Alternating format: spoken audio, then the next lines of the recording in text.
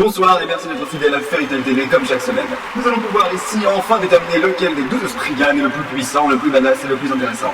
C'est donc par le sport, et plus précisément par le sprint, que nous allons pouvoir déterminer ce fameux résultat. Lequel des Spriggan atteindra le podium et la ligne d'arrivée avant les autres, lequel arrachera le fruit de la badasserie avant les autres, c'est ce que nous allons voir dans un bref instant. Sans plus attendre, sans plus tarder, retrouvons immédiatement les 12 Spriggan sur la ligne de départ. Et c'est ainsi, chers amis, que nous assistons au départ de la course. C'est parti, ça y est, donc les Spriggan s'élancent, lequel d'entre eux recevra le prix de la badasserie ultime, lequel sera déterminé comme étant le plus badass. Nous voyons Agile qui vient de se faire dépasser, qui vient de tomber, il a manifestement trébuché sur un grain de sable et il vient de tomber dans un sable mouvant. Oui, c'est inopportun, mais qu'est-ce que vous voulez, c'est des Spriggan, hein. On s'attend toujours à des choses badass avec eux et à la fin, peu importe, n'est-ce pas? Oh, alors je vois qu'il y en a un qui s'élance, je vois la silhouette qui s'élance vers le number one, mais c'est Jacob Lessio avec sa tête d'abruti, mais il a quand même un petit peu la classe, et on le voit dépasser tous les autres Spriggan. Il dépasse Brandish qui s'est arrêté sur le côté pour raconter sa vie au public. C'est vraiment, on n'a pas compris ça, il nous raconte en flashback, on a envie de lui dire, mais c'est une course, qu'est-ce qu'il faut? Enfin bon, bah c'est pas grave, mon Jacob Lessio, il passe devant Di Maria qui semblerait avoir été disqualifié pour avoir, on me dit dans mon oreillette, volé une essence de Dieu, ce qui est évidemment une tricherie, mais cela ne nous regarde pas. Nous allons continuer le commentaire. Alors oui, nous voyons Jacob qui continue son incroyable avancée, Jacob qui dépasse Val qui semble être en panne d'électricité. Si vous voyez ce que je veux dire. Il continue sa course, Jacob, et il continue alors que Jacob était un outsider qui avait quand même, il faut le reconnaître, une bonne tête d'abruti. C'est vrai que on se demande vraiment, ce gag est trop long, je sais, il faut que je termine, merci, je sais, vous pouvez avancer la vidéo si vous voulez. J'ai envie de terminer. Jacob, et ceux qui continuent, qui dépassent God Serena, on me dit que God Serena a été intercepté par un dragon aurait donc intervenu sur la piste. Nos agents de sécurité devraient s'occuper de l'affaire d'un moment à un autre. Et nous voyons donc notre ami Jacob qui s'élance vers la piste, qui est le number one qui s'élance, ça y est, il s'élance de l'ultime badasserie. Il parvient à toucher mes vis, personne n'a pu le faire depuis des années, et c'est le drame. Et Jacob Lessio n'a pas pu éviter l'obstacle, le Lucy Kick, qui est tout de même, c'est vrai, la menace la plus grande dans tout Fairy Tail. Mashima.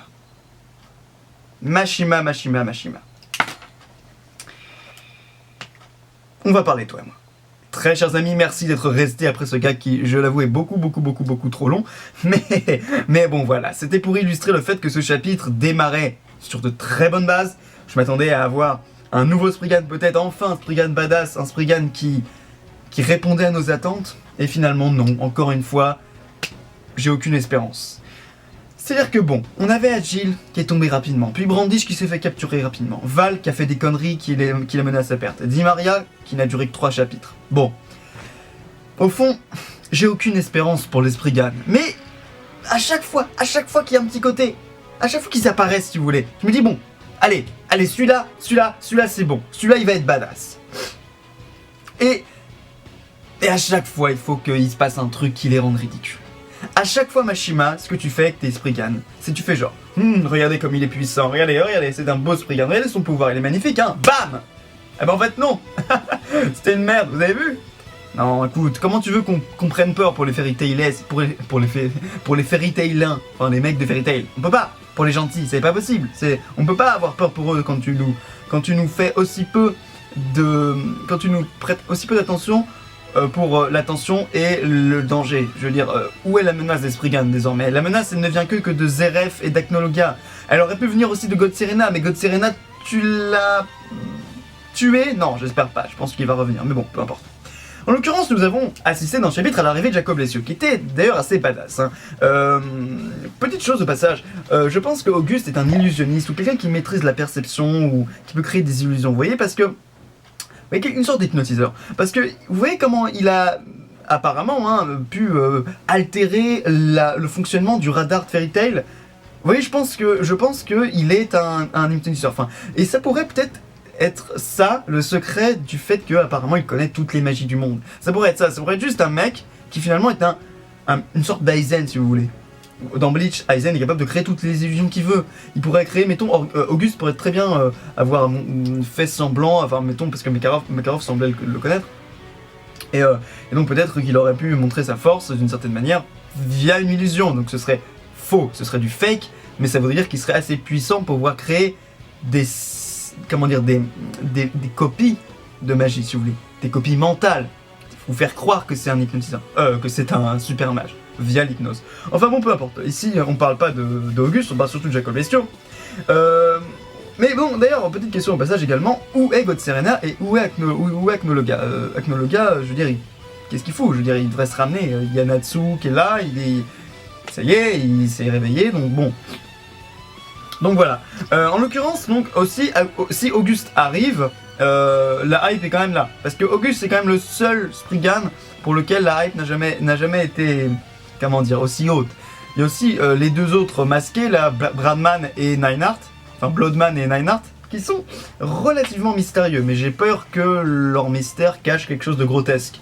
Si vous voulez, ça tombe Bradman alors qu'il a l'air si impressionnant, c'est juste un mec déguisé avec une capuche, si vous voulez, c'est un mec, un clown avec une capuche à la Docteur Fatalis, et puis voilà, c'est pas quelqu'un de très impressionnant. Mais enfin bon, je m'attends pas, allez, on va dire que non, on va dire, encore une fois, voilà, je laisse le bénéfice du doute pour les Spriggan.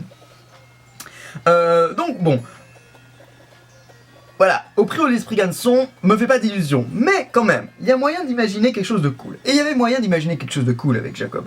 En l'occurrence, il dit un truc aussi intéressant. Il arrive comme ça, il dit ouais je suis un assassin, tout ça, voilà, gna, mais par contre moi, regardez, j'ai même pas besoin de me faire chier à essayer de me cacher ou d'être un petit peu furtif. Et d'ailleurs, il dit un petit peu des choses, c'est intéressant, développement, un micro-développement, mais il dit voilà d'où je viens, il dit un truc, c'est Arakitashia, je sais pas si ce nom a jamais été mentionné dans Fairy Tail, là d'où je viens, gna, tout ça, on fête le jour des vieux, là je sais plus exactement. Et donc voilà, je trouve que c'était un début de développement de ce qu'on aurait pu vouloir avoir pour chaque Spriggan. Vous vous rappelez de Val, quand on avait entendu parler d'une tribu de machines, de machina un petit peu? Ça m'aurait intéressé d'en savoir plus. Pareil pour Di Maria, elle nous dit qu'elle est la descendante de je ne sais plus quelle déesse. Ou bon bah très bien, développons un petit peu ce personnage, ouais, ça aurait été chouette. Bon. Et donc voilà, Jacob Lestio est assez sûr de lui, donc ça c'est plutôt cool. La magie de Jacob, deuxième point, est assez intéressante. Il s'agit en fait d'une magie spatiale, et curieusement, c'est pas tant que ça ce qu'on attendrait pour une magie d'assassin. Une magie d'assassin serait plutôt une magie qui te cache toi, qui, si vous avez déjà joué à WoW dans la classe voleur, vous voyez, c'est le camouflage, ou je sais pas, quelque chose pour assommer, voilà, bon, vous voyez ce que je veux dire? Peut-être une magie de poison aussi pour les assassins, vous voyez, pour assassiner avec un poison, je sais pas, mais voilà. Et là, non, c'est assez original parce que Jacob, en fait, maîtrise des espèces de portails. En fait, il peut téléporter, je pense que c'est ça, hein, ses ennemis dans une autre dimension. Un petit peu comme faisait Knov dans Hunter x Hunter. Rappelez-vous ce personnage, vous voyez, qui avait d'ailleurs perdu ses cheveux parce qu'il avait complètement perdu la boule de peur face aux gardes royaux. Eh bien, il avait une magie, enfin son naine en fait, qui était un naine de conjuration, enfin un naine de matérialisation, pouvait en fait invoquer des portails. Et en fait, une fois invoqué, il pouvait envoyer les ennemis dans une autre dimension, dans laquelle il pouvait également mettre un allié, et l'allié pouvait s'occuper des ennemis tranquillement dans cette zone safe. Et là, je pense que c'est ça. Jacob, en fait, envoie ses ennemis dans un plan mineur, peut-être dans une petite dimension parallèle, dans laquelle il peut emprisonner ses cibles et les tuer par la suite, via je ne sais quelle autre magie d'ailleurs, parce qu'il a bien dit qu'ils étaient peut-être en danger. Je sais pas, il a dit ça à Mavis. Deuxième chose également, on voit qu'il il a quand même des petites capacités d'assassin, puisqu'on le voit lancer une espèce de kunai, une espèce de couteau de lancer. Donc tu te dis, bon, le gars, c'est pas que un mage aussi, donc il a des capacités d'assassin. Bon, c'est intéressant. Troisième chose extrêmement intéressante, et d'ailleurs j'ai vu la vidéo de mon collègue du chapeau de paille, il a été énervé par ça. Moi j'ai pas trouvé ça énervant, j'ai trouvé ça cool, le fait qu'il puisse toucher Mavis. Alors, vous savez que j'aime pas trop Mavis, mais il n'empêche, là c'est pas pour ça. Si ça avait été Carla, oui, alors là j'aurais été content. J'aurais été content parce que Mavis aurait souffert. Non, pas Mavis, Carla. Mais Mavis, je ne souhaite pas souffrir. Non, c'est pas ça, c'est juste qu'elle m'énerve en tant que personnage. Mais peu importe. Là, ce que je voulais dire, c'est que Jacob réussit à toucher Mavis, qui est une fantôme, enfin disons, une spectre, et il réussit à endommager son vrai corps, le Ferrior. En fait, on voit, ça se fissure un petit peu. Ce que je me dis, et ça pourrait nous donner un indice sur le pouvoir de Jacob, c'est qu'en fait, sa magie spatiale lui permet d'interagir sur de nombreux plans de la réalité. À mon avis, c'est comme ça que ça s'explique. C'est que je pense que Jacob la seule explication que j'ai pour qu'il puisse toucher Mavis, c'est qu'il a en fait réussi à atteindre le plan de sa réalité, le plan de la réalité de Mavis. Alors, vous me direz, ça n'a aucun sens, parce que comment atteindre le plan, est-ce qu'il y a seulement une dimension pour les fantômes comme Mavis, les spectres comme Mavis? Bah écoutez, forcément, parce que Jacob l'a touché. C'est un cercle vicieux, c'est-à-dire que je vous réponds par oui parce qu'il s'est passé ça dans le chapitre. Oui, mais c'est justement ce qu'on questionne. Oui, bon, peu importe. Mais moi, je pense que c'est ça. On a 3 faits, si vous voulez. Jacob a fait disparaître des gens, il a touché un fantôme, et en plus, il l'a entendu, il a perçu ce fantôme-là. Je pense que tout ça, ça se lit dans la magie spatiale, comme le dit Lucie d'ailleurs. Bon. Il a téléporté des gens dans une dimension parallèle, il a pu toucher un spectre qui fait partie d'une dimension parallèle, et il a pu percevoir ce spectre. C'est-à-dire qu'il est capable aussi de percevoir ce qui se trouve dans une autre dimension. Donc je pense que ce personnage est vraiment intéressant et j'espère vraiment que il pourra ne pas être torché en un chapitre, s'il vous plaît, mais là j'ai très peur parce qu'il est face à Natsu. Donc bon voilà. Alors voilà, on va passer au truc qui m'a énervé, qui m'a vraiment super énervé, c'est le Lucy Kick dans sa gueule, enfin dans son cou. Putain, ça m'a vraiment énervé. Si vous voulez, ok d'accord, Mashima, j'ai compris ce que tu veux nous faire faire, ce que tu veux essayer de nous faire penser depuis quelques arcs, depuis quelques chapitres. Que ça y est, Lucy, c'est plus un fodder, c'est plus de la chair à canon, ça y est, elle sert à quelque chose, elle est forte, elle est confidente, enfin, elle a confiance en elle. Il faut arrêter les conneries. Pendant tout Fairy Tail, tu nous as bassiné avec, voilà, Lucy, elle tombait dans le cliché de, oui, je suis la petite fille un peu inutile, un peu mignonne, un peu gentille, qui est pas très forte, mais qui veut quand même aider mes amis. C'était ça, c'était la case dans lequel tu avais rangé Lucy et dans lequel tu voulais plus la sortir. Comment tu veux maintenant que nous, Mashima, on croit que ça y est, elle est balèze? Non, c'est fini, c'est trop tard. Je veux dire, en plus c'est un Spriggan, merde. Enfin, je veux dire, Lucy, même si j'avoue qu'elle a eu un power-up avec, là, vous voyez, elle peut revêtir l'aspect de ses esprits célestes. Là, c'était celui de Taurus. Et le deuxième, d'ailleurs, je sais pas, c'était Lyra peut-être, je sais pas. Je sais pas si ça, j'ai pas remarqué, j'ai pas tilté. Dites-le moi dans le commentaire. Mais en tout cas, bon, là on la voit.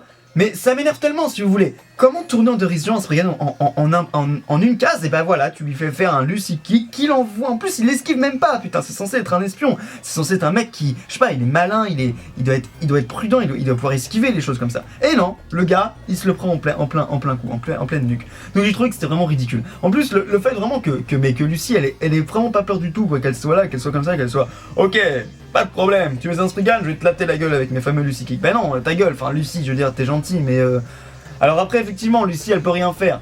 Mais, il y a aussi un autre truc qui m'a énervé, putain, faut que je vous le dise.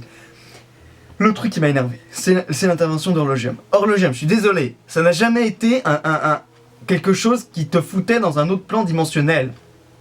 Horlogium, c'est une armure, si vous voulez. C'est une armoire qui te permet, enfin, j'espère ne pas dire de conneries, mais moi j'ai toujours compris comme ça. Horlogium, c'est une armure dans laquelle les dégâts, enfin voilà, tu ne prends pas de dégâts, mais c'est pas quelque chose qui te protège des attaques dimensionnelles.